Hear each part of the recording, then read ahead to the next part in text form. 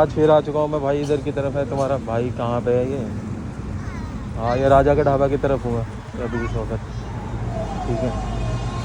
और वो खड़ी इनलाइन 4 जुपिटर, और भाई ज़बरदस्त बाइक है यार, क्या ज़बरदस्त लगती है बाइक है, ठीक है, एक नंबर लग रही है। ये भी खड़ी है जेड, कौन सी है ये?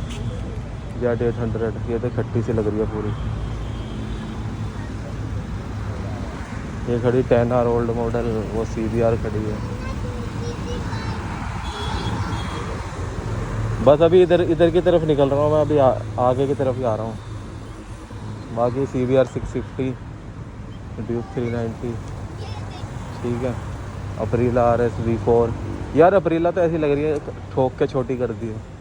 चलो एनीवे मैं चलता हूँ फिर, अभी मैं इधर बाद में आऊँगा, ठीक है।